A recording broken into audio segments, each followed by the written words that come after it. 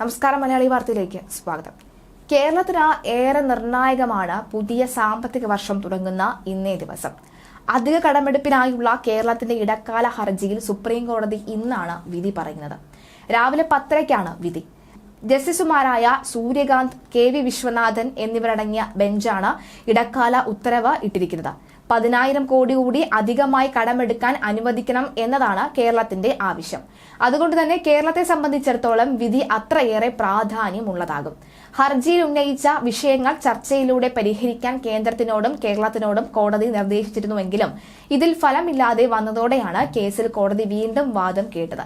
7 വർഷം മുൻപ് സംസ്ഥാന സർക്കാർ എടുത്ത അധിക കടത്തിന്റെ കണക്കുമായി ബജറ്റ് അവതരണത്തിന്റെ തലേദിവസം കേന്ദ്ര സർക്കാർ എത്തിയതിന് പിന്നിൽ വേറെ ലക്ഷ്യങ്ങൾ ഉണ്ടെന്നാണ് കേരളം വാദിച്ചത്. സംസ്ഥാനത്തിന്റെ സാമ്പത്തിക സ്ഥിതി സംബന്ധിച്ച തെറ്റായ കണക്ക് സുപ്രീം കോടതിക്ക് കൈമാറിയ കേന്ദ്ര നടപടി ഞെട്ടിച്ചുവെന്നും കേരളം സുപ്രീം കോടതിയിൽ ചൂണ്ടിക്കാട്ടിയിരുന്നു.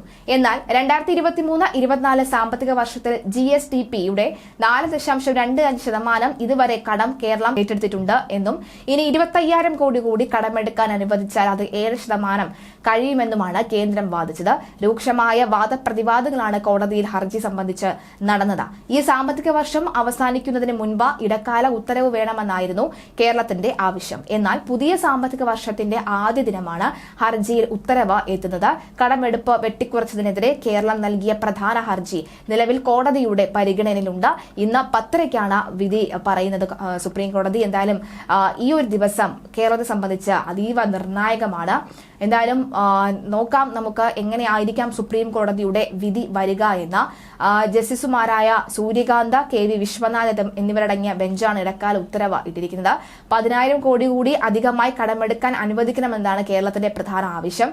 എന്നാൽ നിലവിൽ അത് കേന്ദ്രം തടയുകയും ഒക്കെ ചെയ്യുന്ന ഒരു സാഹചര്യമുണ്ട്. ഇതുവരെ കേന്ദ്രം നൽകിയ സഹായമൊന്നും പുറത്തിറക്കരുതെന്നടക്കമുള്ള കാര്യം ആവശ്യപ്പെട്ടിട്ടുണ്ട്. എന്തായാലും ഇന്നൊരു നിർണായക ദിവസമാണ്.